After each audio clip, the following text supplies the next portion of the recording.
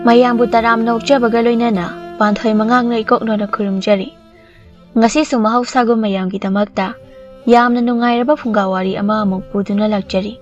Wari asibu ibirakpana Yunisun lai kuram. Matamdo nongan kiba pangkoy kuidri kulgi kaithel machadudana pot Yonbi singna kaithel karaktuna magi mapot masayo na bahawnari. Piksarabaso makal ayambagi potlamde loina suna panglami. Kaithel aduda mi kaya amasu tilari. Pochay layba mi kaya amalaknari. Aray bayaw, ayon bayaw. Mayam na koilang na bagi makol aduna mafam aduma bumnininkri. Kaithel adugi awang thangba may kayda hawba. U adugi makadana potfam ahumari kag thangna na pamli. Makoy sing adugi marakta Lei Yonbi papama masuyawi. Lei Yonbi mahaki mamingna Leishna kaurami. Napi ama patsang silaktuna Leishna gi potfam mamang dalepi. Leishna, nangi leisibo mamal kaya no. Ine, si kaya Asida lupa ani piramlo. Lupa ani haiba. Hoy ine. Ama ni hapu ko Leishna. Hoy hapjage. Nang na yon balay asina mayamdagi phazaba helini. Hekhoy gi yumadudadi lay pambiga amat dahawde. Tharabasu pangsidasi. Lai kurambadadi lay masak phazabase amuk sukat ningido. Lay masak phazabadi nangi sida hekta taba. Ine lay gi lay chap manayda. Ine khoiram da satpa lay hauso. Hekhoiram da satpa lay hauso chap mane. Chap pudi mane haibabune nang ni hek yon ba asina. Thawai ni hekta zaido. Hekta lay ningi. Ine khoina aibu nuksiribagine lay se sida lay zare. Kadai. Nangi seldo se. Sida layre, silauro. Hoy ine. Napido zaykre, Leishna mamit aduna akoy ba aduda amuk yengi. Mi koyeng yengli, nakalda pafam thangna na famli binupi aduna, Leishna bu yeng duna asum na hayri. Leishna, nama adubo anaba kara pahura bro. Ine, kara di pahore. Oo, adun pazarak sanida. Hay, nama bulu na taw ko nang. Hoy ine. Napa nang anna hundok pirama banangbu. Nama aduna ne, yamna wani yoksarakibani. Mapunsi sida, nungay ba haibado, karino khangzadrabani. Namabu kaydaw nung damiray ganuko. Napiya mana mo hayri. Leishna, ekoy sinakoyda, namagi anabado, hangbalaki hay nakalibani. Adubo hekta ngamdaba. Adugidi yani da ine, hawziti imado masakara sa pagatli. Yamna kuina nabiyaban natida. Tanzado da napi ama muchangli, napi duna Leishna bu yeng duna. Ita, nangi laising asida kagile hawyawri bro. Haima, ita thoino ni naside. Ita, nang bukadom dano. Kadai de oini, ako nung dani dana. Oh, chumine, nang se konung da thabak tawi ko. Hawzik su tawri. Kagile hawyawrabadi kara laikhige haiduna. Yamna di yawdrebo. Ahum mari di yawri. Madu yarani, ahum mari do amukto yomsanbiyo. Sese, sida layre. Mamalbo kaya piram mo haribano. Nangondagiti karayam na lahoba taridana. Nang di ko nung da maharani singi tabag daw ba nina thagi selso yam na panglamgani. Ho ibema thagi sel fangi haizabagi wani. Namit karani da so ay hekmangki. Imungi lay talayra pumnamag ay naloy na mensin na layre. Ikusida selga matatungsin ba ngambaza na tida. Ho phagi daw bani adong puzako ay nabunangondagi kariya selawrugani se masida layre pukro. Ita Leishna nang na sel kara phangnaba haiduna adu wana laising siyolaga ay nakaram na lem na pukigani ay madungamloy se lupa anini masila horo. Asi haiduna sel adu buthaday aduga lay mayom adubo makut na pay. Adu di ita ay muchatlagi ko. Hoy, chalo. Leishna ga potfam thangna na fambi napi amana. Ibema Leishna, nangi layon ba sinabu hena paradra khangde. Nangi potfam basida mi sang base sungle pu hek lepte. Ine, nong magi haidune. Ine khoy ni sang napi khara yoli ba sidi. Kana na susaning draba mali. Kana amatta na layba sang lagdre. Pattu na pumduna adum mangle. Adubo nangi lay asidi. ꯃꯤꯁꯤꯡꯁꯤꯅ ꯑꯣꯟꯊꯣꯛꯅ ꯄꯥꯝꯅ ꯂꯩꯅꯈ꯭ꯔꯦ꯫ ꯑꯗꯨꯕꯨꯗꯤ ꯏꯆꯦ, ꯂꯩ ꯃꯅ ꯂꯩ ꯌꯣꯟꯕ ꯀꯥꯟꯗꯁꯨ ꯃꯤ ꯃꯌꯥꯝ ꯑꯃ ꯂꯩ ꯂꯩꯕ ꯆꯪꯅꯔꯛꯂꯤꯕꯗꯨꯗꯤ꯫ ꯍꯣꯏꯅꯦ, ꯑꯗꯨꯕꯨꯗꯤ ꯆꯨꯝꯃꯤꯅꯤ꯫ ꯄꯣꯠꯐꯝꯁꯦ ꯑꯃ ꯑꯃꯨꯛ ꯁꯤꯟꯗꯣꯛꯂꯁꯤꯔ ꯍꯥꯏꯅ ꯑꯩꯅ ꯑꯗꯨꯛ ꯐꯥꯒꯤ ꯇꯧꯕꯅꯤꯗ꯫ ꯑꯁꯨꯝꯅ ꯉꯥꯏꯍꯥꯛ ꯂꯩꯁꯅ ꯂꯩ ꯑꯗꯨꯕꯨ ꯌꯣꯜꯂꯦ꯫ ꯍꯧꯖꯤꯛꯇꯤ ꯅꯨꯃꯤꯠꯅ ꯃꯄꯨꯡ ꯐꯥꯅ ꯊꯣꯛꯂꯦ꯫ ꯅꯨꯡꯁꯥ ꯑꯗꯨꯅ ꯃꯈꯣꯏꯒꯤ ꯃꯁꯥꯗ ꯂꯣꯏꯅ ꯌꯩꯔꯦ꯫ ꯂꯩꯁꯅꯥꯅ ꯌꯣꯜꯂꯤꯕ ꯂꯩꯁꯤꯡ ꯑꯗꯨꯁꯨ ꯅꯨꯡꯁꯥꯅ ꯐꯨꯕꯗ ꯄꯠꯊꯕ ꯍꯧꯔꯛꯂꯤ꯫ ꯂꯩꯁꯅ ꯃꯥꯒꯤ ꯃꯄꯣꯠ ꯃꯆꯩꯁꯤꯡ ꯑꯗꯨꯕꯨ ꯂꯣꯏꯁꯤꯟꯕ ꯍꯧꯏ꯫ ꯂꯩꯁꯅꯥ, ꯅꯪꯕꯨ ꯅꯄꯣꯠ ꯃꯆꯩꯁꯤꯡ ꯑꯗꯨꯕꯨ ꯂꯣꯏꯁꯤꯜꯂꯕ꯭ꯔꯣ? ꯍꯣꯏ ꯏꯅꯦ, ꯍꯧꯖꯤꯛꯇꯤ ꯑꯌꯨꯛꯀꯤ ꯃꯇꯝꯁꯨ ꯂꯣꯏꯁꯤꯜꯂꯛꯂꯦ꯫ ꯃꯈꯥ ꯇꯥꯅ ꯂꯩ ꯌꯣꯜꯂꯨꯕꯒꯤ ꯀꯥꯟꯅꯔꯔꯣꯏꯌꯦ꯫ ꯌꯨꯝꯗ ꯑꯣꯏꯅ ꯍꯟꯈ꯭ꯔꯒꯦ꯫ ꯂꯣꯏꯁꯤꯜꯂꯣ ꯂꯣꯏꯁꯤꯜꯂꯣ꯫ ꯃꯄꯣꯠ ꯃꯆꯩꯁꯤꯡ ꯑꯗꯨꯕꯨ ꯂꯣꯏꯅ ꯂꯣꯏꯁꯤꯜꯂꯦ꯫ ꯃꯈꯨꯠꯇ ꯈꯥꯎ ꯑꯗꯨꯕꯨ ꯌꯥꯟꯗꯨꯅ ꯃꯍꯥꯛ ꯍꯧꯒꯠꯂꯛꯂꯦ꯫ ꯏꯅꯦ, ꯑꯩ ꯆꯠꯂꯦꯀꯣ꯫ ꯏꯆꯦ, ꯑꯩ ꯆꯠꯂꯦ꯫ ꯑꯁꯨꯝꯅ ꯍꯥꯏꯔꯝꯗꯨꯅ ꯂꯩꯁꯅ ꯃꯐꯝ ꯑꯗꯨꯗꯒꯤ ꯊꯣꯛꯂꯛꯂꯦ꯫ ꯃꯈꯣꯡꯅ ꯃꯌꯨꯝ ꯇꯝꯅ ꯍꯜꯂꯝꯃꯤ꯫ ꯃꯌꯨꯝꯗꯅꯤ ꯂꯩꯁꯅꯥꯅ ꯃꯃꯥꯕꯨ ꯀꯧꯏ꯫ ꯏꯃꯥ!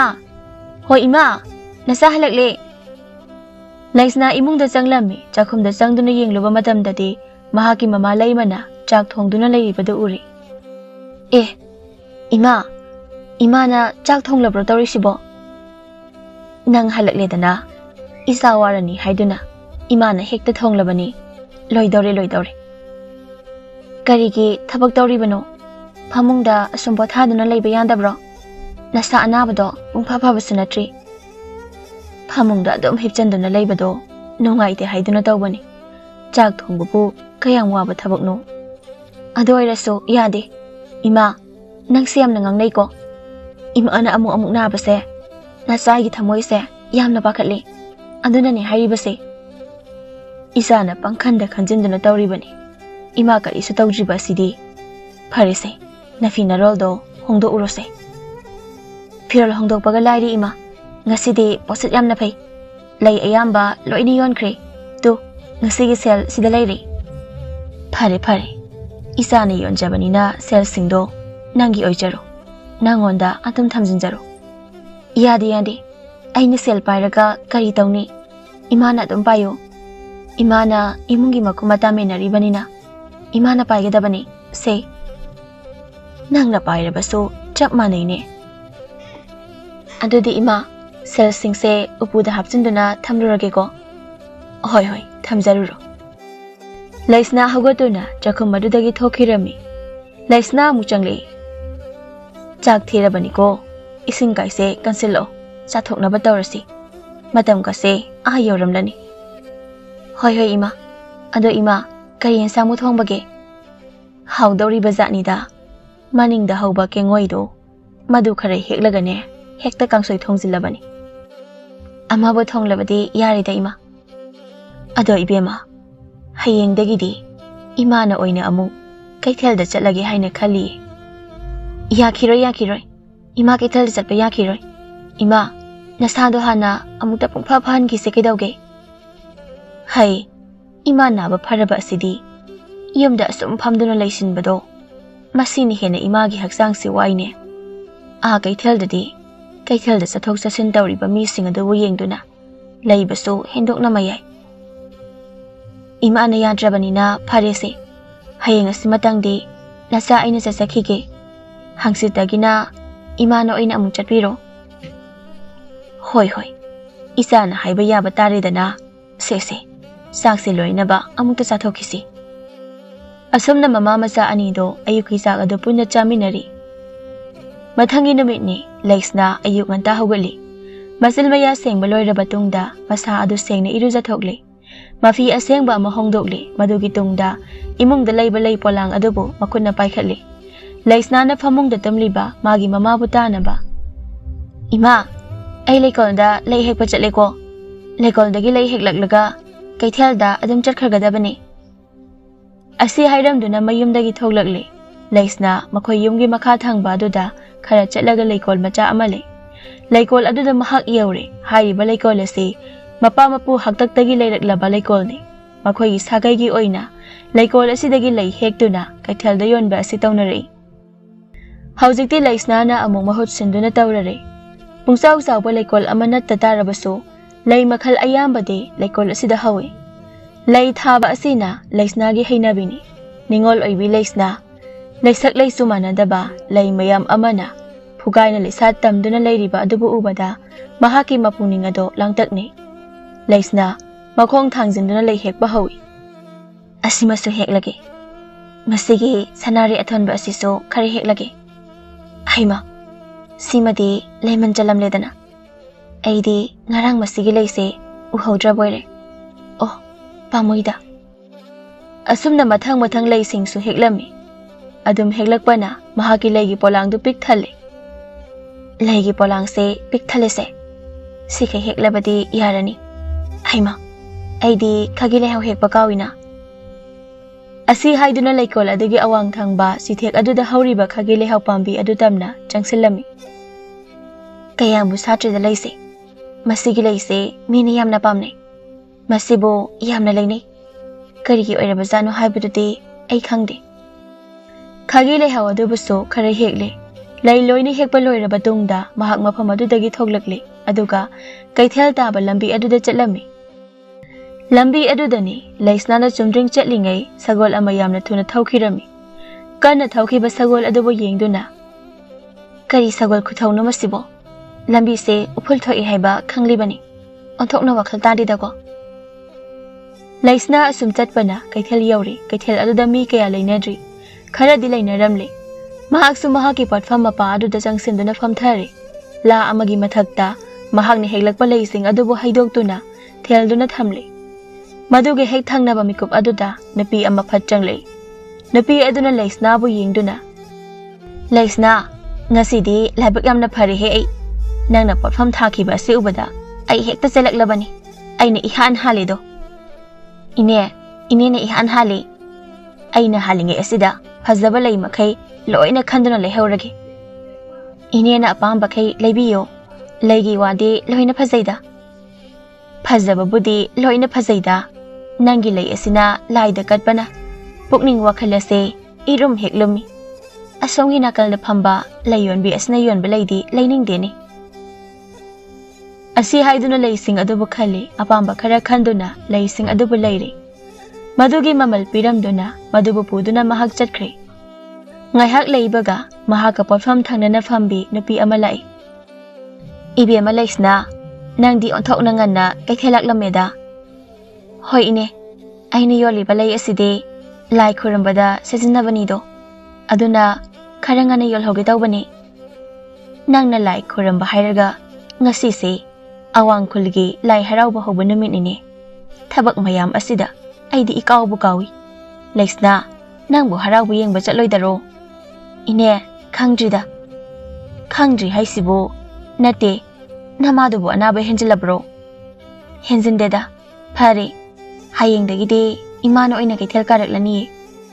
Hoi namana sa amu sinaduna ne kaithel hekano. Adubu Leishna namana Lei Yonbadagidi nangna Lei Yonba asina posit phabadi heliko. Leishna dunoi lei adubu makhata ni yoli ngahaki matungni. Mangda leiriba lambi aduda sagol ama makha pangna kana thautharaklami. Sagol na kalna thauba aduna mafam adu ufunna loire. Leishna na mapukningda khali. Masigi nupasina tawriba sibu karino. Mahakna sagol kana thauge hairagana chingdara mandara ama thauruba yadra. Ufut ngakta ngaire ni se. Makhol thokna haipet lawi. Hai sagol badamna kanana thaune. Thauba haitrabade thauruno. Kari thoe haiduna tawja saribano. Aini yoliba leise ufut ngakta ngaire se. Platform thangnana family binupi aduna. Hai sagol thauriba misak asibunine. Leibak asigi ningthaugi masanupa hairibado. Ha ningthaugi masanupa haiba. Mani Rajkumarni. Matungdadi adumna khaklawganuko. Leibak asi makhoigi maning makhada tawfamni. Makhoina tawba thabakta misa maikhoina karisu hairuba yaba nate. Dandi hekta phanggadawriba. Ine aidi hana masaksu khanghaurudre. Ngasai so aina lambida lakpada sagol kanna thawkhrini. Aduga aina uful sahawba. Leishna sagol amu thawrakliba sibu Rajkumar du mankreda. Ha sagol amu thawrakle haiba. Sagol ama awang pangna amu thawgalakliba adubu Leishna na uri. Ine, asidi hojiki sagoldunina. Kamay tawni sidi. Aina hojik kana laukhiba adubo mahakna takraba zatlane. Khangdre ibema. Mahakna wa hangriklabasu tapna tapna khumuko nang. Ine, som tamna asumasum lakle haywani. Aidi onthongnai kai jakreda. Magi sagol se asum thaujilaklini sidi. Aibu ine chatlhaubana phadori bazalo. Hera nangsu onthokna kimanba haibaduni. Mana bu kari tawba ngamgani haibage. Ine khoisu lairiba sidi. Somdana Rajkumar henbana sagol adu thauba khara taptharai. Lambegi nakalda pot yolibi adu tamna mahak sangsilai. Hojikta aingonda khonjal kana lawrakhiba adubu masigi Lei Yonbi nupi asina trane. Manida nupi se masak se phanadi phajai se. Yengbada ing lawi. Changsinda yade. Rajkumar henba nupi adugi manak tamna sangsili. Sagol adu khamduna makhada kumtharai. Leisnadi mihul adu chongbana yadre masana mara leiraba mi amagum makol thokna haije. Ai soikhre. Karibo no soiriba. Aina laukhibado. Oh, aina so nang oiramlani haiba adum khanglaba. Madugidi karisu kaideda. Ado nangdi nahan makhai udena. Mafam asida Lei Yonba kuijadri. Oh, kuijribako. Ado nangi mingbu kari kaubuge. Fotfam thangnana family binupi aduna. Ibungo Rajkumar Lei lege hairibra nangbo. Haijade ine. Leiroidabo oirabadi yare haugatlo. Haudi haugatlage. Ado ine. Magi mingtadi khangjakhige. Leishna kaubani yarabro. Leishna haiba. Onthokna phajakreda. Koloi minglila siga chenglau sak asiga onthokna chunareda. Yaraba natro ibungo. Yarani ne. Neyemu chachakrage. Rajkumar henba hagolei. Sagol adu kakhatle. Mamit aduna Leishna bo hanna amutang yenglamduna sagol ado chomdring thawkhre. Leishna Rajkumar se nangonda miteng ama tawi ko. Ine kari miteng no harisibo. Ha kari oini nakhoina ha singi miteng bo aina khangbra do. Ine aidi onthongna ikai jareda. Hayengdagi ai kaithal karaklaroi. Ima oina adum tharaklani. Angang se maithong kaise loina ngangsingkhreni. Leishna nane aidi nangi matau se chingnadaba ngamde. Napa adugi miteng makne khangdre. Ine sidi bako. Namidangi matamni Rajkumar henba magi phamungda hipli. Hipna wakhal ado mawan khali. Leishna haibako. Onthokna phajaida Leishna nangse. Henba ina ngasi fawba leirakba asida. Nangumna phajabi nupide imisina amukta ukhidri. Nangbu ahanba uruba mikup aduda aigi thamoise ithak naiba hokre. Lamlanbi nangna aigi thamoi asibu phajinduna thamkibaga chap manakre. Leishna aitagi oijage ko nangse. He taibang sembiba mapu Leishna gi ni haiba lamlanba pakhang amata leihanbiramdaba oyuko. Aitagi oijage mahakti. Rajkumar henba Leishna da pungawngawba haibadu oirare. Mamit aduda mahakna ukhiba Leishna gi saktam adubo mayek sengna uduna ta leirare. Mathangi numitni Leishna na mamabu yengduna. Ima na oina kaithal kabiyu ko. Nahan makhaidi ima na kaithal kage haibada. Isa na kakhinu haina yamna haibani. Aduga karigino ngasi asina ima bu kaithalda yamna kahaninglibasibo. Karisu tawdeda asum kaw haibanida. Maram ama soidana leiramgani. Se imada sena amukta hayo. Karisu laite hairaga.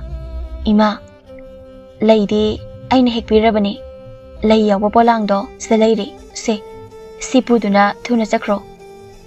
Nangbu kaidarage haiwani. Nangi na tawse imadi asum chingnaраklebo.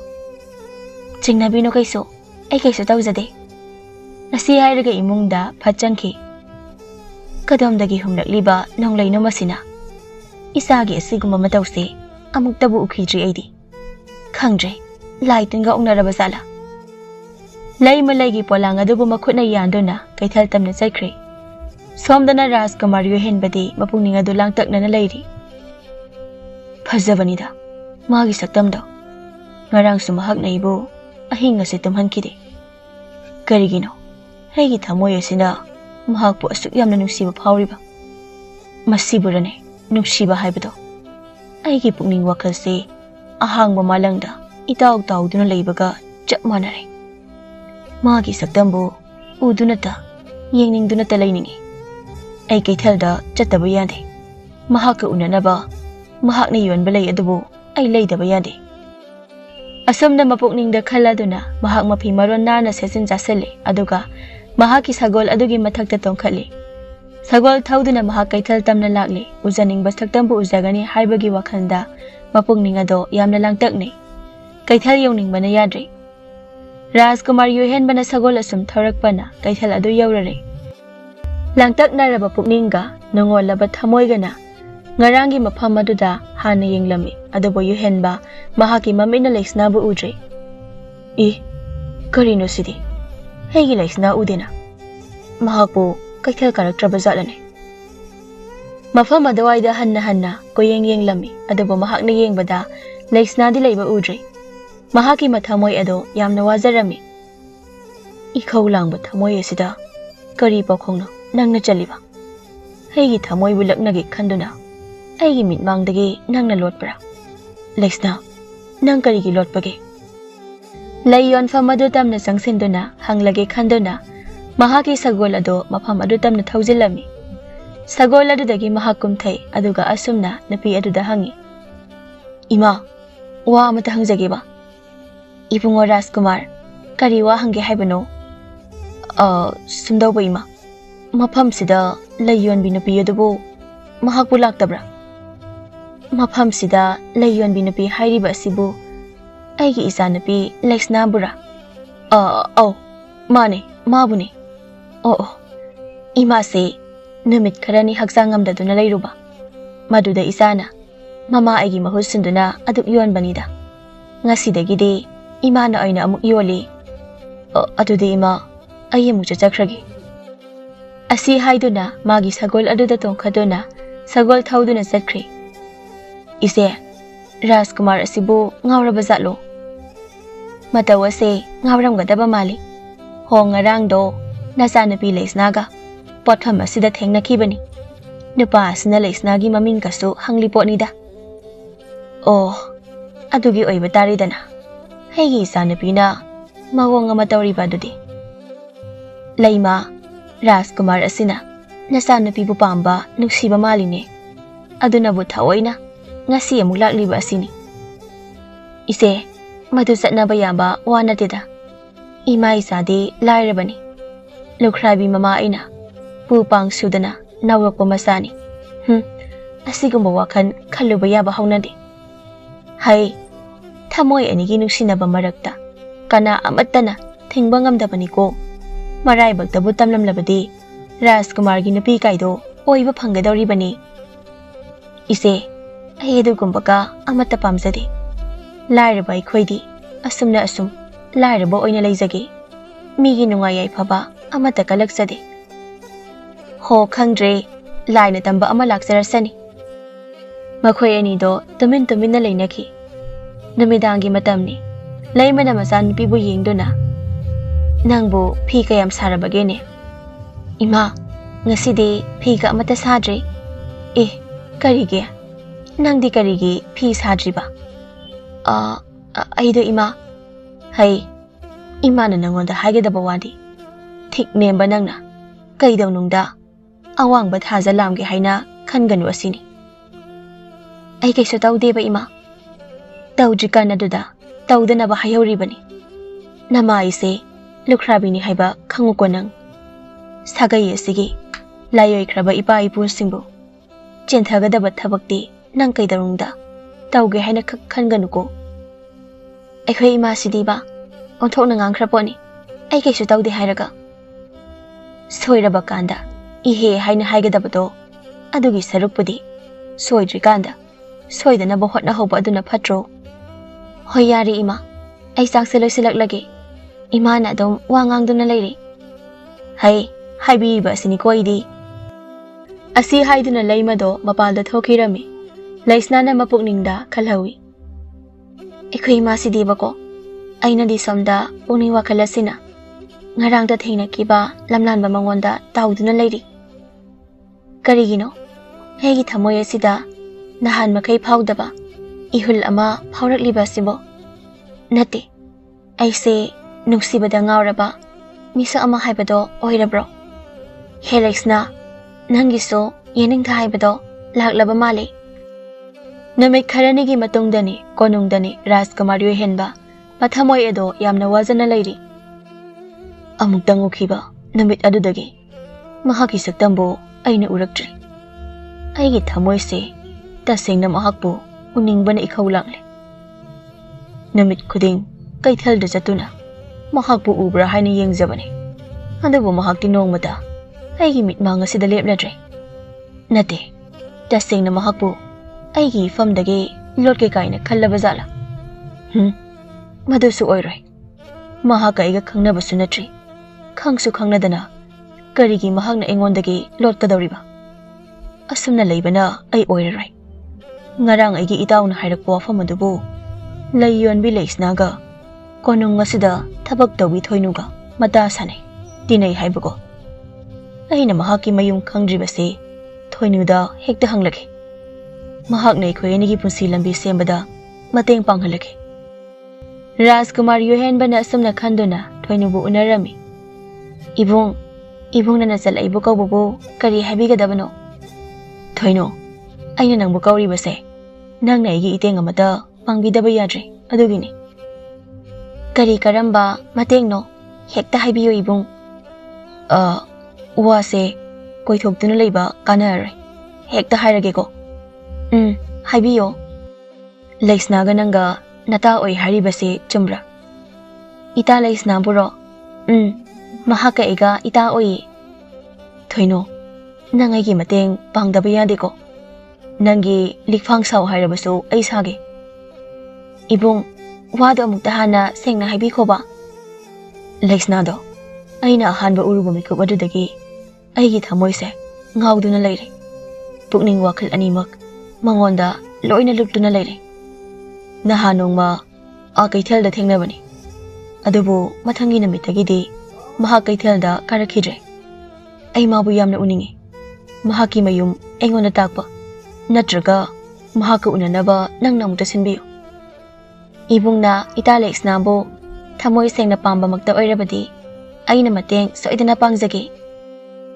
Ibung, aigi ita Leishna do marhabag yamna thijarabini. Mamalu krabina yamna wana yokjabani. Ay adu khangini. Madupum na mga adu khanglaba matungdani. Aina mahakidamakta chap yung nalakribase. Se, nang namukta magay unanaba sinbiyo. Hoy ibung, itagi maphamda ay soidana haige. Mana yada yandragana ibung makhoygi leikol ama leibani. Numidang wairam khudingda leikol aluda mahak chatpani. Ibung na maduda hekta chatlaga mahaka unarubasu yagani. Leikol haiba. Phare. Adu nang naso hana amukta mangonda hayuko. Hoy ibung, ay soidana haijage. Mathangi numitni thoinu na mata Leishnagi mayumda chatlami aduga asumna hairami. Ita Leishna, ay ngasi haigidawriba wase nang yadaba yadeko. Yamna luba waga maliko ita. Luba ludaba haiba adumadi ay khangde. Adubu wase haidabati yadre. Ado sat hairo kaidawrabagi. Ha, karibu oini nang naso hana khangnamlagani haiba khali. Rajkumar yohenbana nanga amukta unasi haina aingonda yamna kanna haire. Ita nang yadaba yaroiko. Ita nang na hairiba wafam adubu karino. Ay ngamloiko. Ngamdabaga yaroi. Ibung yohenbana itabu yamna nungsijaba male. Nang tagi wakhanda mahakti angawbo oiriye. Ita nang nakaithalda lakitaba aduda mahakti yamna wazaraba male. Madupamba oiningbo oijasano. Ay karimata khangde. Ay maga unaba ngamloy. Khangde. Ay di yare haina haikrani ko. Ita ibung duda ayna soidana yahangani haina haidoklamlabani nata aibu sofan ge haina khakkhanganu ko aidi khangde ko ngamloi haribasini yadaba yaroi harisini ko aidi yare haina haikrani ko ai chatle asumna hairamduna mahak chakhirami karino aina tawgadaba sibo aibo mahaka unaba taradrani imana wafam asi amuk khanglaklagana kari oiba ai khangdrada namidang wairam amakhakni Leishna mahak mathanta makhoigi leikol aduda leirami maka fana sali bi leising adabu ubada mahaki mathamoy ado hanadagi hena tangtaknarami karigino aigi pukning asina sali ba leising asibu ubada khoirangliba yening thaibado soiduna oigani nong matang thengnakiba pamumagi wakhanda aise pungon oleko asumna wakhal kaya khanduna leiringai sagol thobagi makhol ama mahakna khangta taraklami sagol thobagi makholni na masidi maike somda sagol thoroliba misak asibu kana oirabajano asi khanduna mamit aduna yenglami somdana Rajkumar yohenbana magi sagol adubu khamduna kumthare masigi leikol asi soidana oiramgani namidang wairamda mafam sida mahakna lei haibado chumbra yenglage ai hekta sangsilage Rajkumar yohenbado sangsilakle nupi ama matung onduna leptuna leiriba adubu mahakna urami asida nupi amade leptuna leirase nupi asi Leishna soidana oiramlagani ai hekta kaurage Leishna sombu Leishna natabra leptuna leiramba Leishna do nupa oiba amakhakna mahakpu kaurakpagi khonjel adubu tabada matungda sat onthore kana buno hanna yengluba matamda Rajkumar yohenba oiramba ado mahakna uri Leishna Rajkumar mahakpu ubada mamai adu ngangsingkhre Leishna ai nangbo yengi haiduna laklibani karigino nang nei gi famdagi sakloliba aidi lasakhide ai nangbo thamoi sengna nungsi namit adudagi nangi maikaibu aina lirakhibani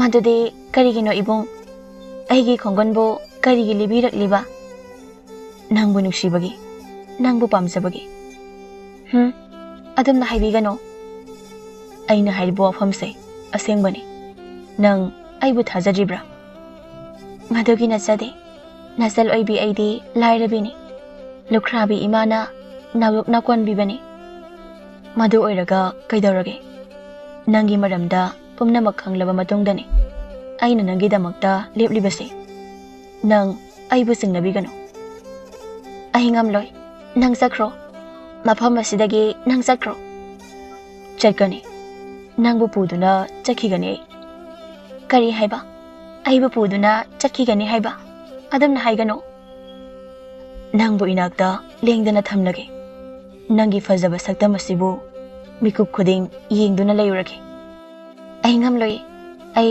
imabu kizai nangna kiragana imagi mafamda ai hekta haijage madu yaroi nang sakro adudi lao salase asi haiduna Rajkumar yohenbana Leishnagi makhudang adubu tapairami mahakpu puduna mamai leithore tanjaduda makhoigi mamangda leimana leptuna leirami ibungo karino nangna tawribase ima ai Leishnabu thamoi sengna nungsije asukuiba matamse imit asina lamlanbi kana amatada hanna yenglakhidrabani ima nachabu nungsibiyo imagi isa Leishna se aigi nakta lengdana thamjakhrage Rajkumar yohenbana asumna mamagi mafamda yamna kanna haijarami asumna kanna haijarabada kona thangdade leimanasu hoi haina yarare phare isana adu yauna khongpham leplebanina imagi isa nupise isagi mafamda sinarabani maraibak thirabi isa asibu nangna luna chana tobiyuko Leimana masanapi Leishnabu yengduna makhatana amu hairi imagi Leishna nakok phawba siktana nungaina leiba oyuko ibungo sigi matung induna nahak chatkro Asumna hairaba tungda Rajkumari Yuhenbana Leishnabu sagol mathakta hapkatpiduna sagol thauduna konung tamna chatkirami. Wajaraklabi Leishna mapuroibagi marum thupduna mahaki mapunsi ado nungaina leikirami.